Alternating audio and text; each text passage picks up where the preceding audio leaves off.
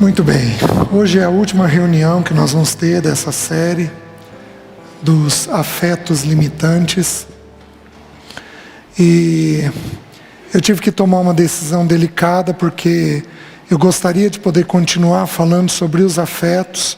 Nós temos tristeza para ver, nós temos angústia, nós temos culpa, raiva, nós temos algumas emoções ainda a serem estudadas nas Escrituras. Mas como esse é a última reunião, eu vou optar por estudarmos um pouco mais sobre a questão do pensamento. Já que nós estamos compreendendo que todas as emoções derivam do pensamento. Então é o pensamento que é produzido ao longo da nossa vida, que forma as emoções que nós temos.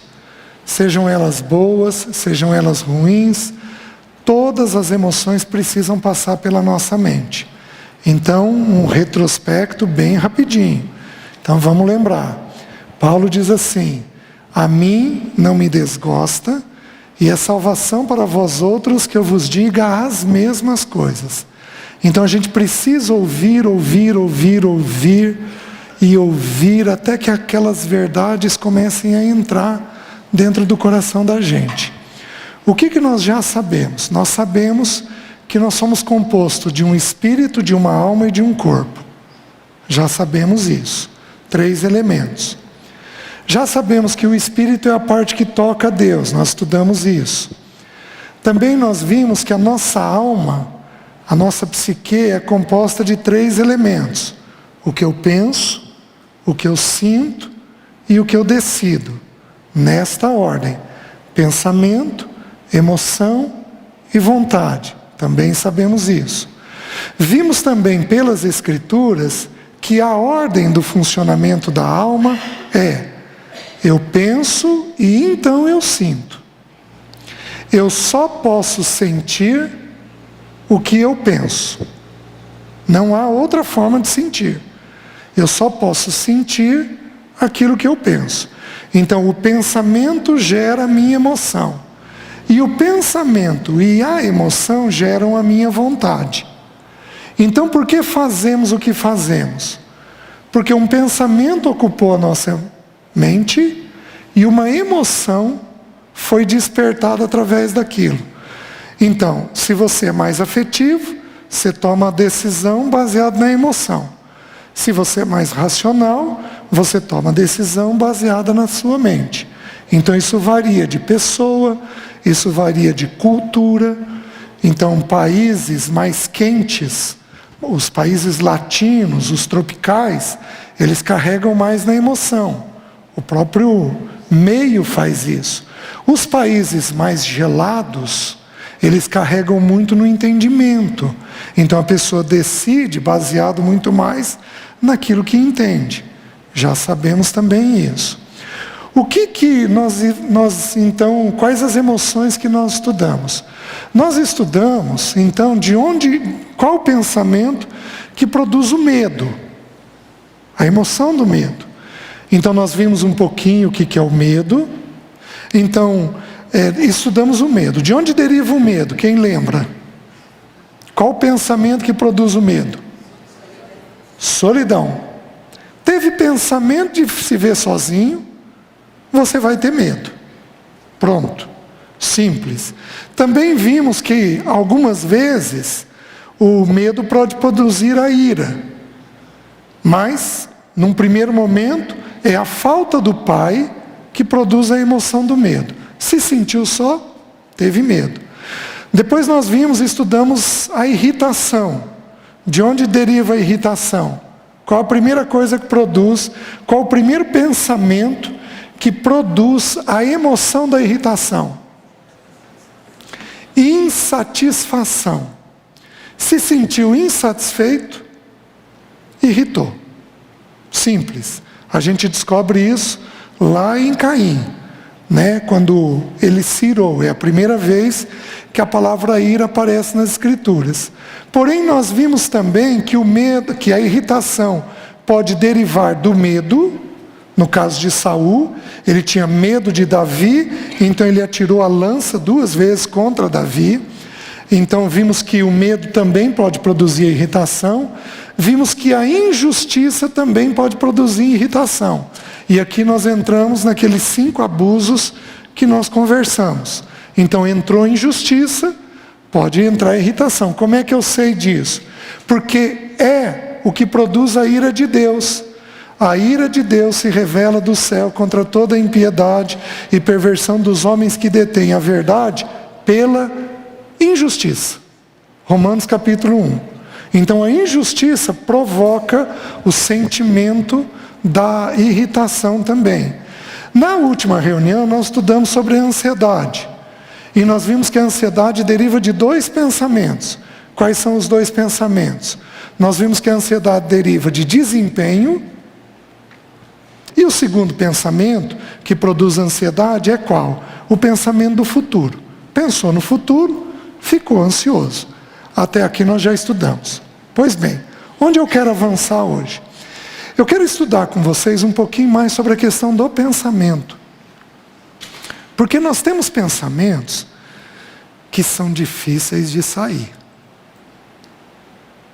Tem pensamentos que podem durar uma vida inteira. E eles não saem de dentro da gente. A Bíblia fala alguma coisa a respeito disso? É óbvio que a Bíblia fala. Nós temos uma coisa curiosa. Quando o pensamento é normal, como todos nós aqui, ninguém é anormal, nós vamos ter pensamento de ansiedade, futuro e desempenho. Quando o pensamento ele piora, por exemplo, em questões de guerra, a pessoa desenvolve uma coisa que é chamada estresse pós-traumático. Isso é típico de ambiente de guerra, é típico de doenças graves, por exemplo, câncer. É comum você ter pessoas que passaram por quimioterapia que não dão conta de passar na frente de um hospital. É muito comum. É comum. Esses dias eu ouvi uma história de uma pessoa que fez o tratamento, cruzou com o oncologista no shopping, saiu correndo e vomitou no primeiro lixo.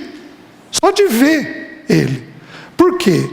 Porque o pensamento ficou tão marcado que gera o que a gente chama de estresse pós-traumático. O pensamento ficou muito sensibilizado com aquele tema. E aquele tema, então, não é fácil de ser trabalhado dentro da pessoa. Se a gente não tiver cuidado, a gente diz que é demônio, a gente diz que é incredulidade, a gente diz que é pecado, e a gente pode não compreender que simplesmente é um pensamento mais forte, que criou uma fortaleza dentro da mente daquela pessoa. Então, é simples da gente entender. É uma questão natural para a gente entender. Pois bem, deixe-me ler com vocês o texto de agora à noite. Abram 2 aos Coríntios. 2 aos Coríntios, capítulo 10. Versículo 3.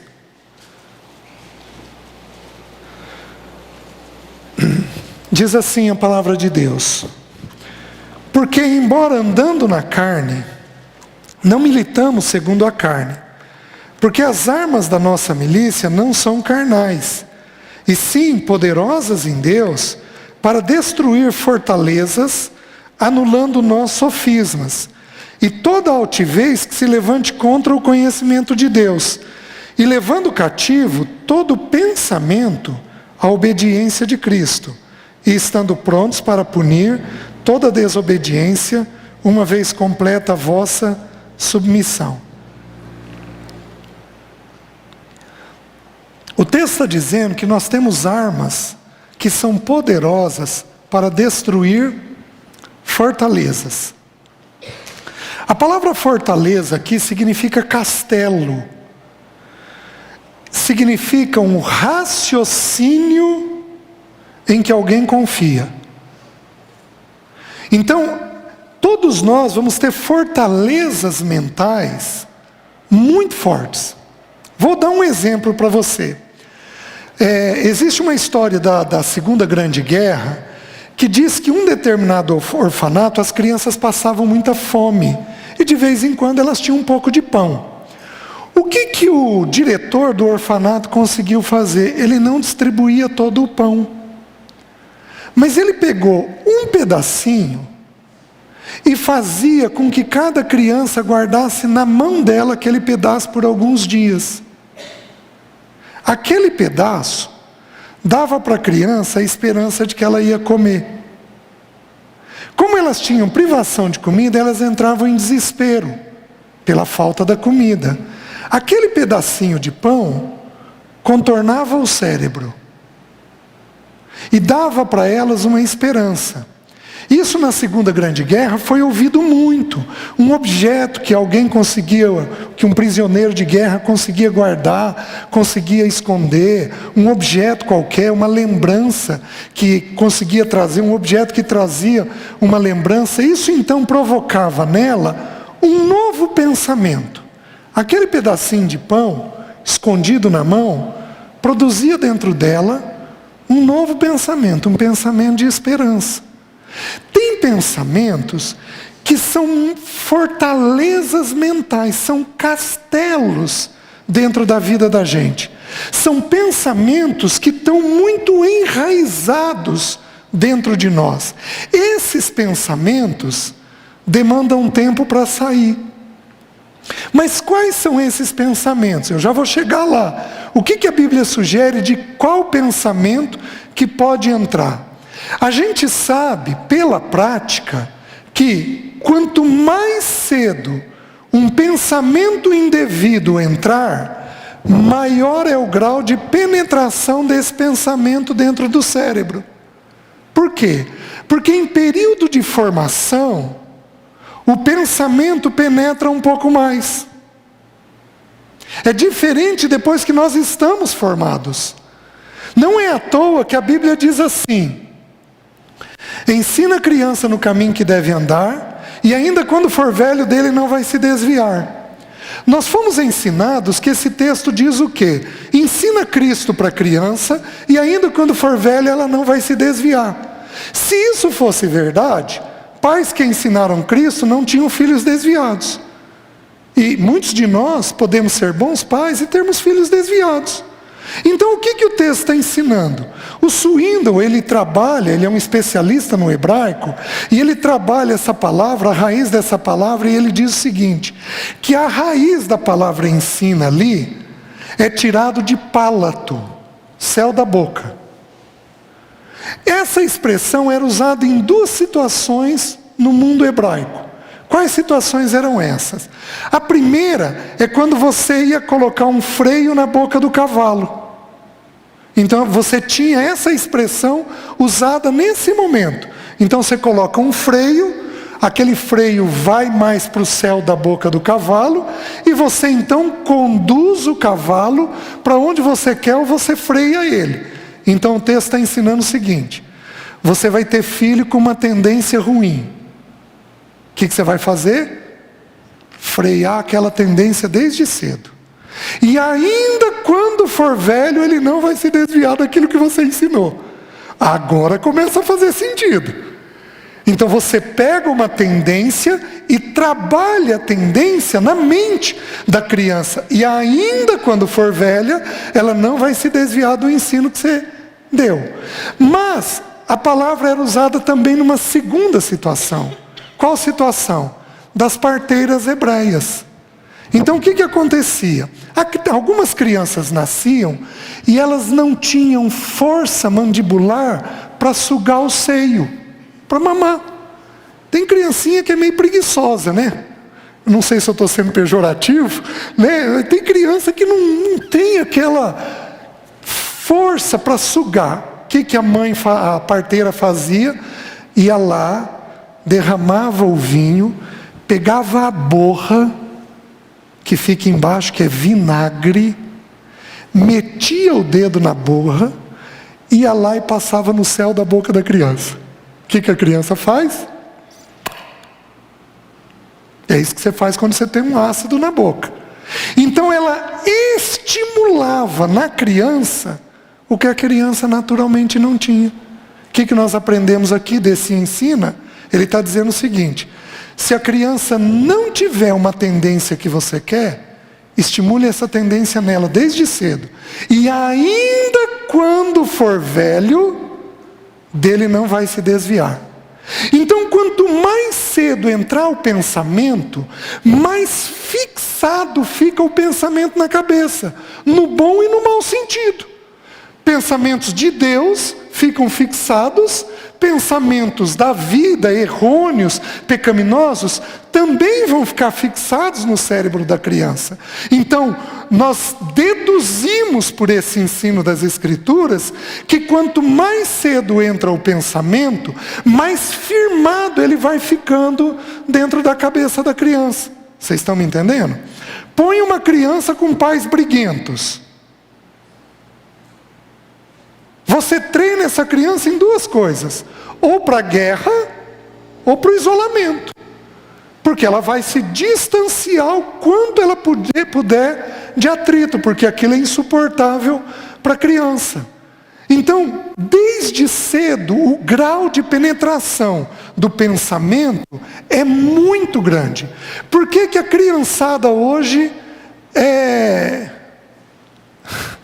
Que palavra eu uso? A criançada hoje é turbinada. A criançada hoje é descompensada às vezes. Por quê?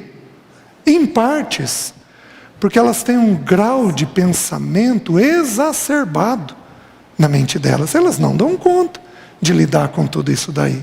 Porque o pensamento vai gerar emoção. Então, gera um conhecimento que gera uma afetividade.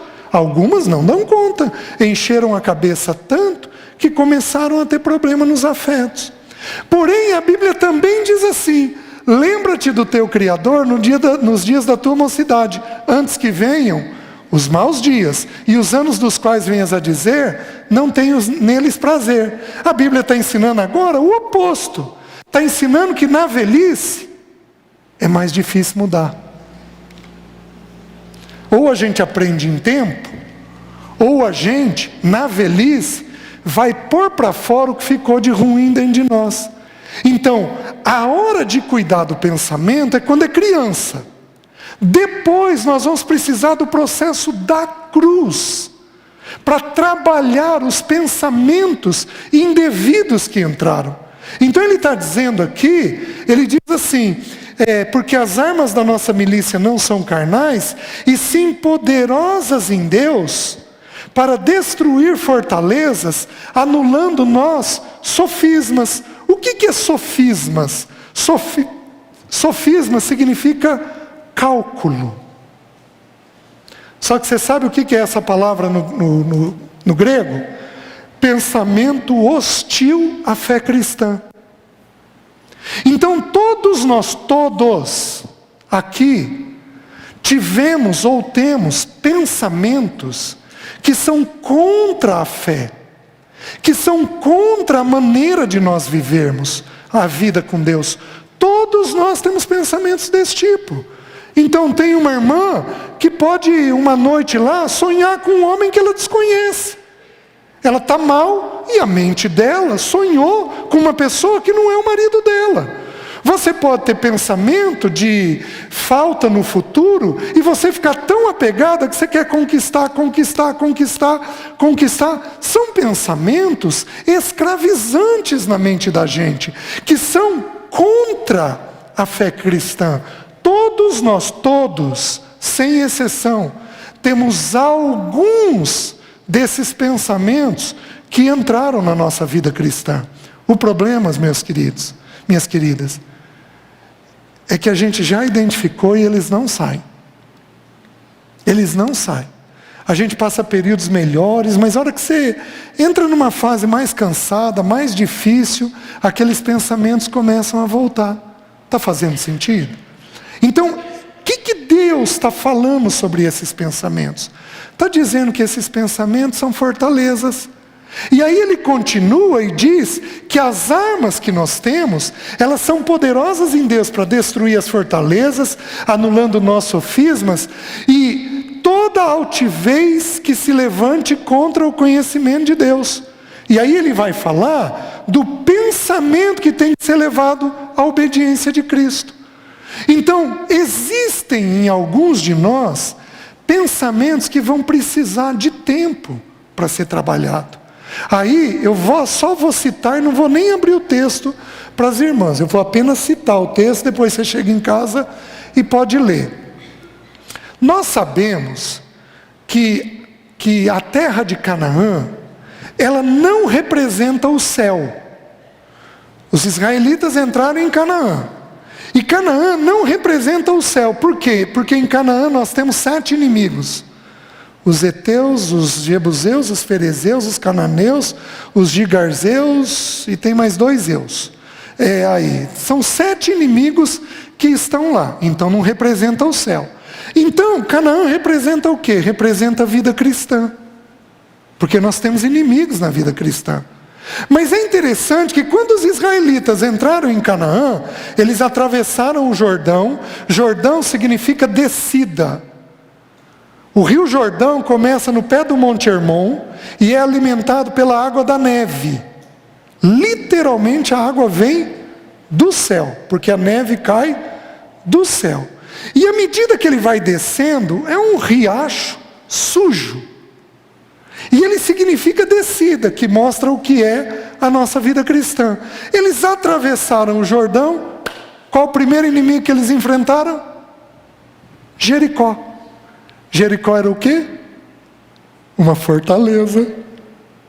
E ali o ensino para nós é qual?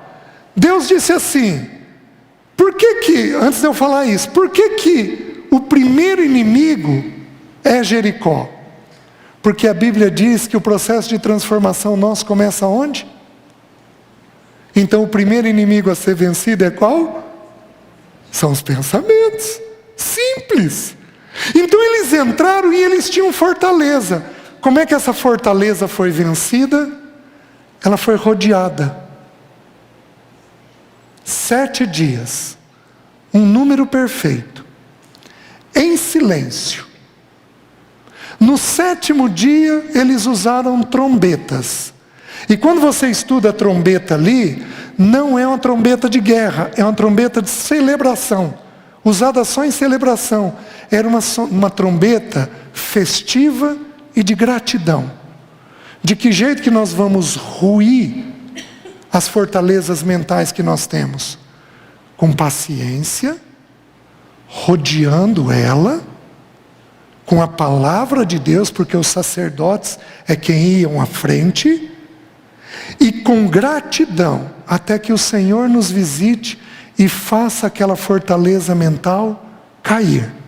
Ela vai cair. Amém?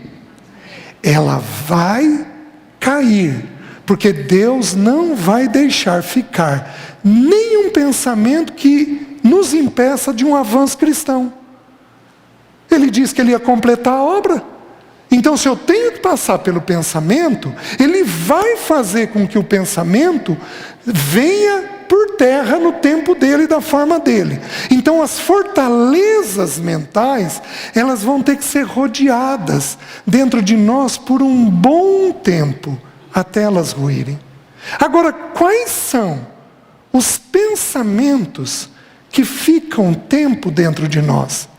A Bíblia não fala com clareza, mas a gente consegue deduzir com uma certa facilidade, tá?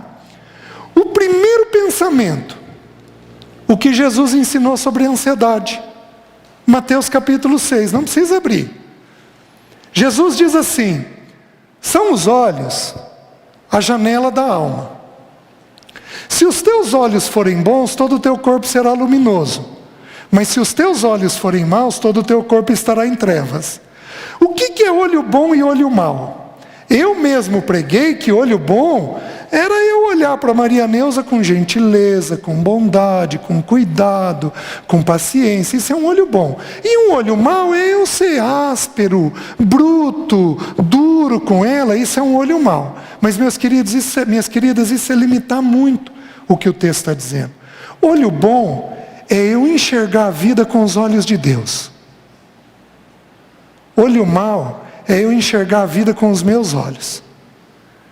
Então, o que é um olho mau meu para com a Maria Neuza? É eu olhar ela do meu jeito, e não do jeito que Deus quer que eu olhe. O que é um olho bom para com a Maria Neuza? é eu olhar ela do jeito que Deus quer que eu olhe. Vocês estão entendendo? Então ele está falando aqui de ansiedade, porque os olhos, como nós já estudamos, os olhos, os 5 sentidos, é o que alimentam o pensamento. Então ele vai começar agora uma série de fala sobre o pensamento.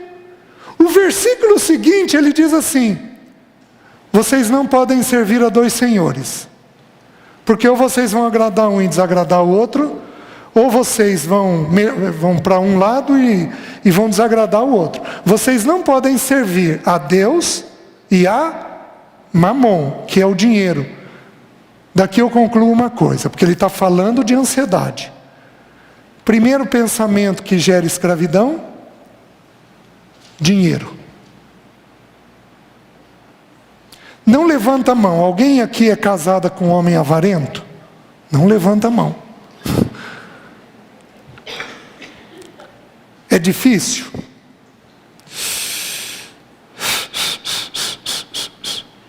Às vezes a casa precisa, ele tem, e ele não faz questão. Mas algumas aqui são casadas com homens gastões, perdulários, endividados. É fácil? Não. E você fala 1, 2, 3, 5, 10, e ele não consegue corrigir. Por quê? Porque dinheiro é um tema que penetra o cérebro humano. Ele é um tema que envolve poder. O assunto é tão sério, mas é tão sério, que quando a gente estuda o Salmo 128, que é um salmo para o homem casado, antes do homem se resolver com sua esposa, ele tem que se resolver com o dinheiro. Porque um homem que não sabe lidar com dinheiro, ele não tem percepção da casa. Um avarento não percebe a necessidade da esposa e dos filhos. Só que um perdulário, um devedor, também não percebe a necessidade da esposa e dos filhos. A importância de organizar o dinheiro dentro de casa. Então, o primeiro tema que pode entrar com penetração no nosso cérebro é o tema do dinheiro. Minhas queridas, por que alguns homens trabalham demais? É só porque ele gosta de trabalhar? Ele quer sair de casa? Em geral, qual é o motivo? Ele quer ganhar. Ele quer ter. Ele quer possuir. Ele compromete o tempo dentro de casa por causa dessa necessidade desenfreada de possuir e ter. Então, primeiro assunto. Mas aí Jesus continua. Então, dinheiro é um assunto difícil na mente. Muito difícil na mente. Vocês estão entendendo? Mas muito difícil de lidar. Segundo tema que produz essa escravidão. Jesus continua. Não andeis ansiosos de coisa alguma, diz lá no versículo 26. Não andeis ansiosos quanto ao que haveis de comer, beber ou vestir. Deixa eu fracionar aqui. Comer e beber é outro tema que gera ansiedade. Alguns anos atrás, as escolas em Maringá começaram a falar que ia acabar a água no mundo. O que aconteceu nos consultórios de psicologia? As crianças com crise de ansiedade. Não davam conta de ficar na escola, não davam conta de dormir sozinha. E a criança não de 6, 7 anos de idade. E ela não conseguia falar isso para os pais, porque ela própria não tinha clareza.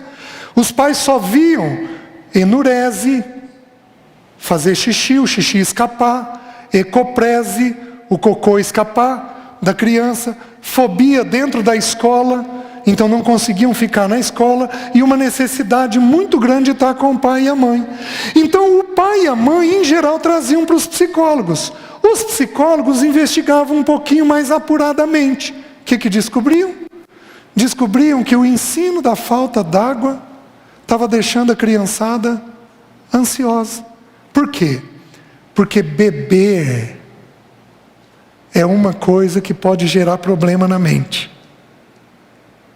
A bebida é uma necessidade básica. E aqui eu não estou falando só de água, não.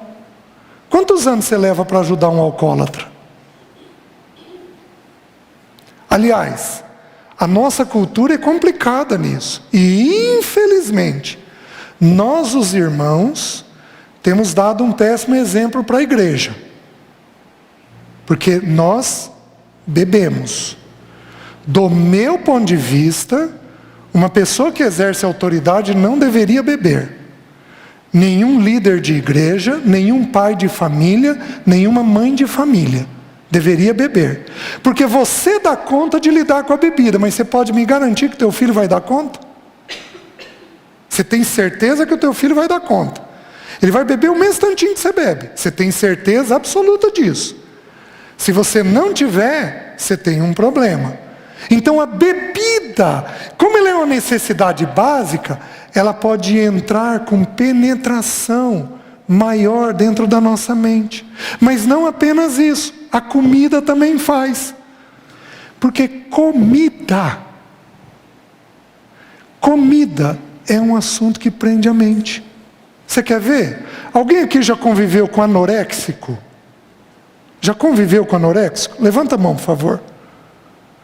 É fácil de trabalhar um anoréxico?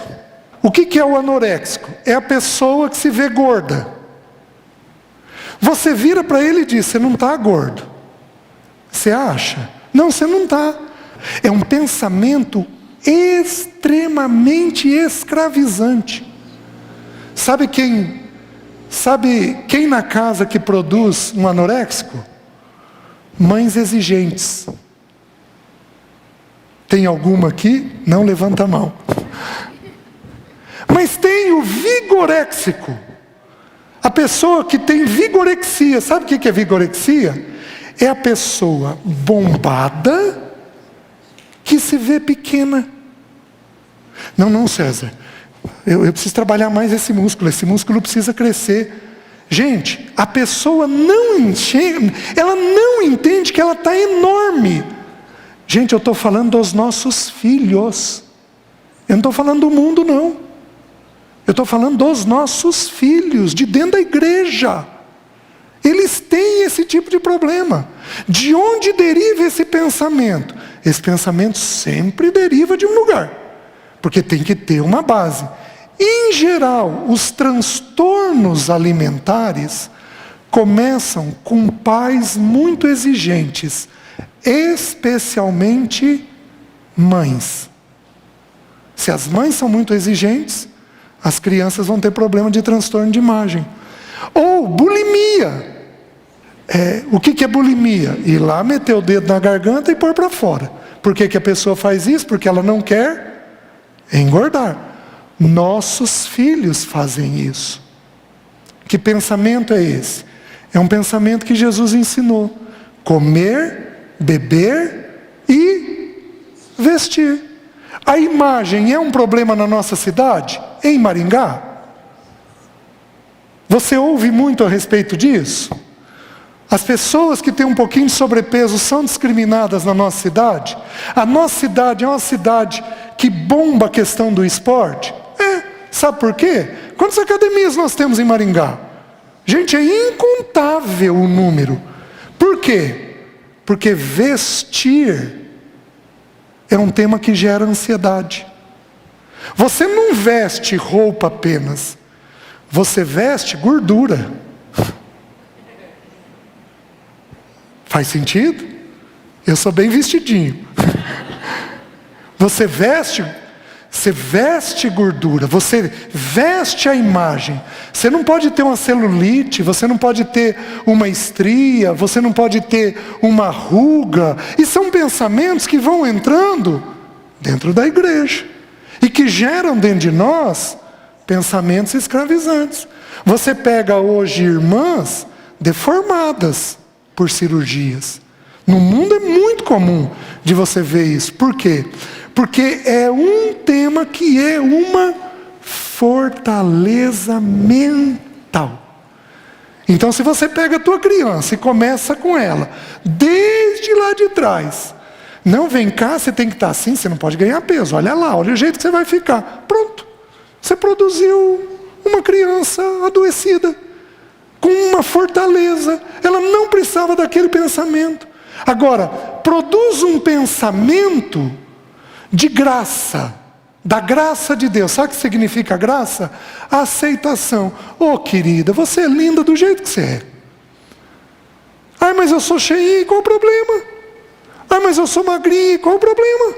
Deus te fez desse jeitinho. Você é linda aos olhos de Deus. Ai, é o senhor que é meu pai que está falando isso. É a senhora que é minha mãe. Você está dizendo que eu estou mentindo? Eu estou te olhando do jeito que eu vejo que você é. Quando você produz plena aceitação, a criança cresce mais tranquila. Então, é outro pensamento que gera escravidão mental, que se você não cuidar, você vai levar tempo depois para tirar. Está fazendo sentido? Deixa eu avançar um pouquinho mais. Que outros pensamentos nós temos?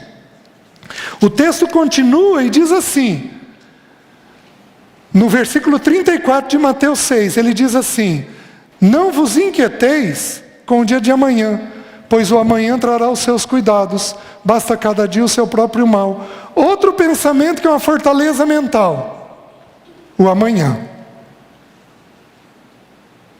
Pensar no amanhã. E ficar imaginando o amanhã. O amanhã precisa ser planejado. Ponto. Inquietou é um pensamento escravizante. Como é que nós resolvemos isso? A Bíblia dá pistas. Basta cada dia o seu próprio mal. Então qual é o mal de hoje? O mal de hoje, dia 7 de novembro de 2019, agora às 21 horas, é nós sairmos daqui e ir embora para casa. Fazer um lanchinho, dormir, esse é o mal de hoje. O mal de amanhã é para amanhã. Então o que a mente suporta? A mente suporta o mal do dia. A mente não suporta o mal de amanhã. Meus queridos, minhas queridas, se Deus abrir para nós o que Ele vai fazer amanhã, você vai suportar? Você vai suportar? E se um de nós formos perder alguém? Como é que nós vamos fazer? Você vai suportar Deus te informar hoje? Deixa Deus te informar no tempo dele. Porque aí a gente suporta. O mal é possível nós tolerarmos do dia. O de amanhã nós não conseguimos. Que outras pistas nós temos que a Bíblia nos ensina? Que outros pensamentos são escravizantes? Agora eu vou sair dessa porção da ansiedade. Eu vou para onde? Eu vou para os textos em que a Bíblia diz foge. A Bíblia manda fugirmos de 4 coisas apenas. Mas se a Bíblia manda fugir, é porque aquele tema é pesado. A Bíblia não manda fugir do pecado de uma forma geral. É óbvio que é para a gente evitar o pecado. Mas a Bíblia manda fugir de temas bem específicos. O primeiro, 1 Coríntios 6,18, não abram. Diz assim: foge da impureza. Sexo é outro pensamento que é escravizante. Sexo é outro pensamento que é escravizante. Meninas, vocês cuidem com as crianças. Porque entrou na infância, pode levar uma vida inteira para sair. Vocês cuidem com o pensamento sexual. Porque o pensamento sexual, a Bíblia dá a ordem de que é para fugir. A gente entende o seguinte, que na normalidade, uma criança vai pensar em sexo entre 10 e 15 anos. Ela vai elaborar esse tema dentro dela. Para as famílias cristãs que são mais preservadas, que protegem um pouquinho mais da TV, do iPad, da literatura, o filho vai fazer isso entre 12 e 17. Ele faz isso um pouquinho mais tardiamente. No mundão, hoje eles estão fazendo isso entre 7 e 12. Está entrando cada vez mais cedo. Só que este pensamento é um pensamento difícil de sair. Ele vira uma fortaleza mental. Você está me entendendo? É um pensamento que vai precisar da cruz para trabalhar. Então, tudo aquilo que envolver sexualidade pode também ser construído em forma de fortaleza mental. Que mais? No texto mesmo de 1 aos Coríntios, capítulo 10, versículo 14, diz assim: foge da idolatria. Que outro pensamento é escravizante? O pensamento do ídolo. O que um ídolo faz? Nós não temos tempo de estudar. O ídolo produz duas coisas: muito prazer ou muita segurança. Então, por exemplo, um corintiano pode ser idólatra. Um São Paulino pode ser idólatra. Você tem perto de você algum irmão que é fanático por futebol? Isso é o quê? Tem um prazer demasiado naquilo? Isso é um quê? Um ídolo. Se é um ídolo, segundo o meu entendimento nas Escrituras, vai ser produzido uma fortaleza mental. Então, desde que isso inicia, pessoas que têm dedicação exacerbada a determinados temas, costumam ser idólatras. A ordem para eles é fugir. Porém, existe no texto de Efésios uma explicação que diz assim: foge da idolatria, que é avareza. Então, há uma explicação nas Escrituras de que um ídolo específico é o dinheiro, a avareza. O problema é que nós fomos ensinados que a avareza é o muxiba, é o mão de vaca. Porém, você sabe o que é a definição de avareza no grego? Desejo de possuir. O que é a idolatria? Que é a avareza. O desejo de possuir. Você compra mais do que você necessita? Então você é idólatra. Vocês estão conseguindo entender? Isso é uma fortaleza. Tem irmãs aqui viciadas em compra. Chegando em casa. Nossa. Hoje então, essa semana então, César, é Black Friday. Como que eu não vou comprar? Gente, não é errado comprar, desde que você necessite. Se você não necessita, aquilo é uma escravidão mental. E se você não for visitada pelo Espírito de Deus, você morre comprando afastada do Senhor. Porque a tua mente está onde? Está nessa fortaleza. E você não consegue avançar no Senhor. Está fazendo sentido? Então, a idolatria, que é a avareza. Terceira coisa que a Bíblia manda fugir. 2 Timóteo 2,22 diz assim: foge das paixões da mocidade. Então todos nós na mocidade desenvolvemos determinadas paixões. O que a Bíblia manda a gente fazer? Fugir. Vocês estão entendendo? Tem coisas da mocidade que entraram dentro de nós com muita força e estão dentro de nós até hoje. Você tem determinadas necessidades. Você está me entendendo? E aí você precisa daquilo a todo custo. O último pensamento de fuga, 1 a Tessalonicenses 5,22, diz assim: foge da aparência do mal. Tudo aquilo que aparentar mal, a Bíblia diz que eu tenho que fugir, porque aquilo pode de alguma forma prender demais o meu coração. Até aqui está dando para entender? As irmãs estão conseguindo ter clareza dessas fortalezas mentais? O que nós vamos fazer com essas fortalezas? O que a Bíblia sugere para a gente trabalhar com essas fortalezas? Deixa eu trabalhar uma outra fortaleza mental. Estou me lembrando agora. Tudo aquilo que é básico do ser humano, pode virar uma fortaleza mental. Por exemplo, o ser humano foi criado para ser aceito. Ele precisa pertencer a alguém. Então o ser humano tem uma necessidade de ser de alguém. Se ele não for de ser de alguém, ele vai dar um jeito de pertencer ou a alguma outra pessoa ou a alguma outra coisa. Então, a necessidade do ser humano de aceitação, ela é tão básica, tão básica, tão básica, que pode gerar uma escravidão mental. Vocês estão entendendo? Eu vou dar um exemplo. Algumas de vocês aqui são muito afetivas. Vocês precisam ter alguém. Precisa ter alguém, precisa ter alguém, precisa ter alguém, precisa ter alguém. Não tem jeito se você não tiver alguém. E aí você raciocina de que jeito? Oi, Silvana. Tudo bem, Silvana?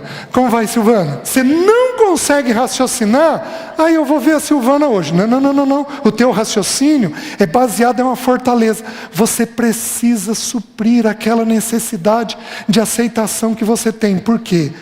Porque é básico dentro do ser humano. E se você não entender que a primeira pessoa que te dá aceitação é o teu Pai Celeste, você fica refém de alguém a vida inteira. Precisando ter alguém a vida inteira. Aí eu volto àquele primeiro exemplo que eu dei. Digamos que você é casado, o teu marido não dá atenção, você acorda uma noite sonhando com alguém. Por que você está sonhando com alguém? Você não tem desordem sexual nenhuma. Mas você tem uma fortaleza mental, que é a fortaleza de pertencer a alguém. Então o teu cérebro cria formas de fazer isso. Está fazendo sentido? Vou dar o mesmo exemplo usando um adolescente. Tem adolescentes que fazem o que o grupo quer. Tem adolescentes que conseguem se posicionar com relação ao grupo. Mas tem alguns que fazem o que o grupo quer. Por que eles fazem o que o grupo quer? Porque eles precisam de aceitação. Porque é um tema muito básico dentro do ser humano. Se ele não alcançar essa aceitação, ele vai ter que dar um jeito. Sabe quem é o personagem bíblico que nos ensina sobre isso? Jacó. Jacó significa o quê? Agarrador. Ele se agarrou na barra da saia da mãe, depois se agarrou na bênção do pai, depois se agarrou em Raquel, depois se agarrou na produtividade dele. Ele produziu rebanho, mais rebanho, mais rebanho, mais rebanho e mais rebanho. Ele era agarrador, até que no val do Jaboque Deus tratou ele. Deus tratou ele de que jeito? Fez passar tudo. Ele ficou sem nada. Mas ele era tão problemático que ele fez o quê? Lutava contra o anjo. Gente, ele lutava contra o anjo. Ele resistia ao anjo de Deus. O que o anjo fez? Feriu ele. E ali ele aprendeu. Ele aprendeu a se agarrar na pessoa que ele precisaria se agarrar. Que era quem? O anjo de Deus. Vocês estão entendendo? Então, são temas muito básicos dentro de nós que, descuidados, geram fortalezas mentais que vão nos impedir de uma caminhada saudável com o Senhor. Fez sentido até aqui? O que fazer com esses pensamentos? Não abra. Hebreus 4:12 diz assim: porque a palavra de Deus é viva e eficaz, e mais cortante que uma espada de 2 gumes, e penetra a tal ponto de separar juntas e medulas, espírito e alma, e apta para discernir pensamentos e propósitos do coração. Nem todo pensamento é um propósito do coração. É só um pensamento às vezes. Então, eu posso voltar ao exemplo daquela mulher que sonhou com algum homem que ela não desconhece. Eu volto naquele exemplo. Se você conversar, essa mulher não tem a intenção de trair, mas ela teve um pensamento inadequado sobre aquele tema, Quem que faz essa separação, que identifica esses pensamentos de nós? A leitura sistemática da palavra. Porque a palavra de Deus separa a intenção dos pensamentos. Minha querida, você já leu a Bíblia toda? Alguém aqui já leu a Bíblia toda mais de 5 vezes? Algumas irmãs eu tenho certeza que já fizeram isso. Você sabe que se você... Vamos pegar 1 hora por dia. Você sabe, se você tirar 1 hora por dia, você sabe quanto da Bíblia você lê em um ano? 6 vezes. Você lê a Bíblia toda.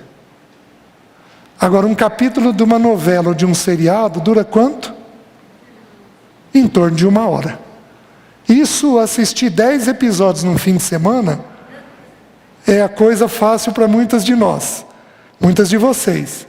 Então, o fato é que nós temos pensamentos escravizantes porque não temos gasto tempo nas Escrituras, porque a leitura sistemática das Escrituras separa propósito do coração e pensamento. E aí você identifica com mais clareza aquelas fortalezas mentais que você tem. Você está me entendendo? Então a primeira coisa que eu preciso fazer é a leitura sistemática da palavra. Segunda coisa que eu preciso fazer: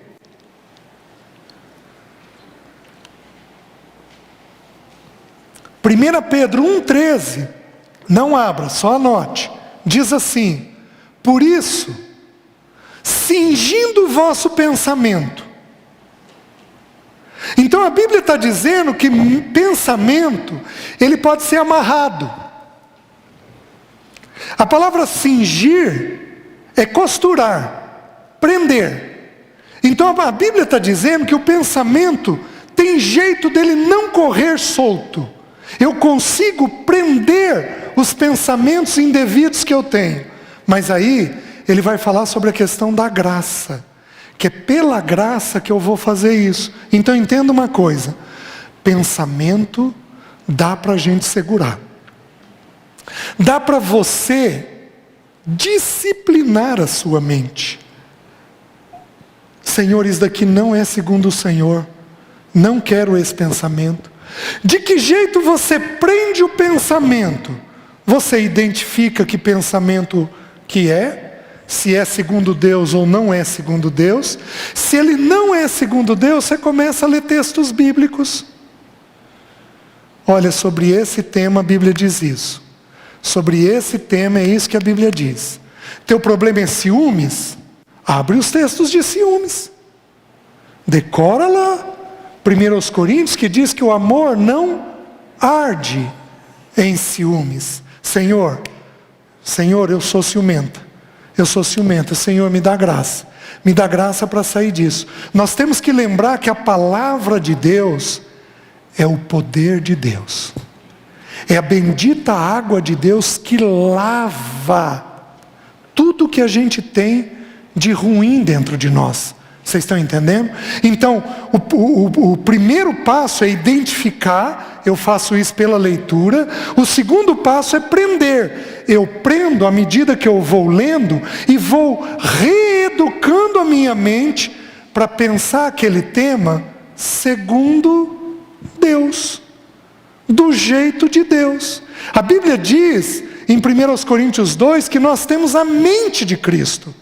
Só que essa mente entrou num novo nascimento e ela precisa ser desenvolvida. Ela é a mente de um bebê. Não que Cristo seja um bebê. É que a mente de Cristo dentro de nós, ela inicia no nosso novo nascimento. Essa mente precisa ser desenvolvida dentro de nós. Está fazendo sentido, minhas irmãs? Então a gente precisa trabalhar isso. E a última coisa é Filipenses 4:8.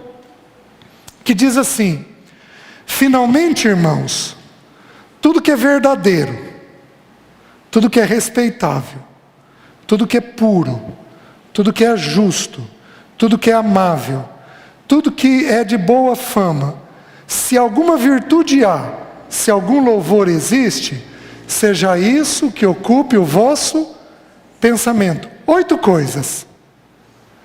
E do meu ponto de vista, ele começa com a mais importante. Finalmente, irmãos, tudo que é verdadeiro. Espera aí, esse pensamento que eu estou tendo é segundo Deus? Por exemplo, algumas aqui podem ter pensamento de que vão morrer. Medo da morte. Ai meu Deus, eu vou morrer, eu estou morrendo. Ai meu Deus, uma crise de pânico. Certo?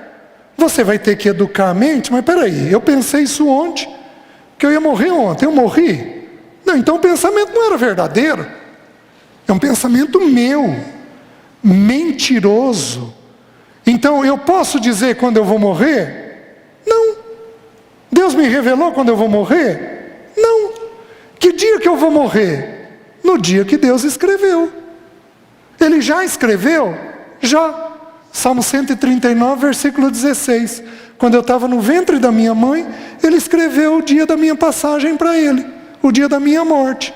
Então ele me informou esse dia? Não. Se ele não me informou, eu não posso deduzir. Então esse pensamento não é verdadeiro. Eu tenho que aprender, Senhor, me ajuda. Isso é uma mentira, isso é uma mentira, isso é uma mentira. Você vai repetir isso 1523 vezes. Até que o pensamento vai descer. E você vai entender que você só vai morrer no dia que Deus escreveu para você. Você está me entendendo? Finalmente, irmãos, tudo que é verdadeiro, tudo que é justo, ou seja, tudo aquilo que promove a justiça de Deus, isso daqui Deus faria dessa forma? É assim que Deus trataria esse tema? Tudo que é verdadeiro, tudo que é justo, tudo que é amável. Tem amor nisso? Tudo que é de boa fama. Eu estou pensando melhor da Silvana? Ai não, Ô Silvana, me desculpe, eu só pensei o pior hoje de você. É pior? Isso está contra as Escrituras, porque eu tenho que ter pensamento de boa fama. Eu tenho que virar Maria Neuza, ela é uma menina joia. Ela é boa. Eu sei que ela ora por mim. Eu sei que ela gasta tempo diante de Deus por mim. A menina é joia, educa bem os filhos dela. Você está me entendendo? O meu pensamento tem que ser pensamento das coisas boas das pessoas. É isso que a Bíblia está ensinando. Tudo que há de boa fama. Se alguma virtude tem, estou vendo as coisas boas da Silvana. Se algum louvor existe, tem gratidão naquilo que eu estou pensando. Seja isso o que ocupe o vosso pensamento.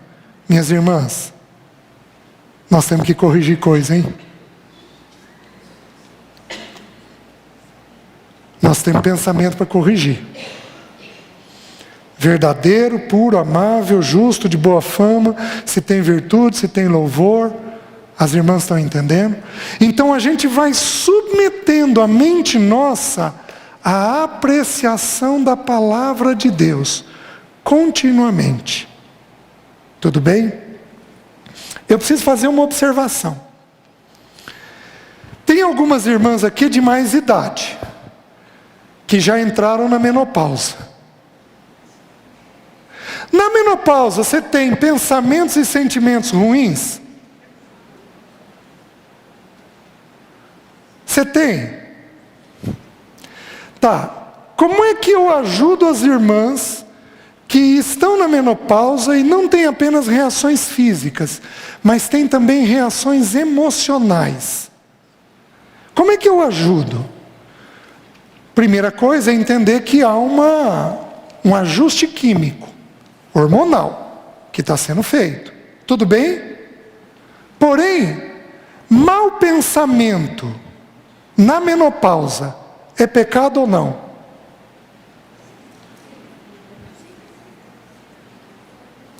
Na prática, a gente vê o seguinte: quanto mais a mulher se resolve no que ela pensa, no que ela sente e no que ela faz, menos efeito ela tem na PTPM e na menopausa.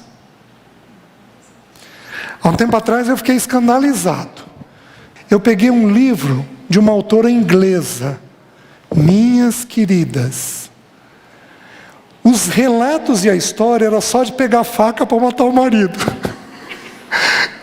Eu virei e pensei, meu Deus, se for desse jeito, é interessante que aqui nós não temos muito esse relato, mas nos países frios nós temos esse relato. Relato de coisa muito mal resolvida e de pensamento de assassinato, inclusive. Aqui no nosso país, na menopausa, na TPM, você tem muita irritação, tem muita queixa. Isso tem um peso hormonal? Tem. Determinadas reações são pecados, independente do período que você tiver. Não tem justificativa. E na prática, o que a gente vê? Que quanto mais resolvida a mulher é, menores são as reações dela. Então, se você tem uma TPM emocional muito forte, ou uma menopausa muito forte, o que você tem que fazer? Deus, o que está mal resolvido? Qual o pensamento que ficou mal resolvido? Me ajuda a entender, para eu ser santificada nisso. Amém?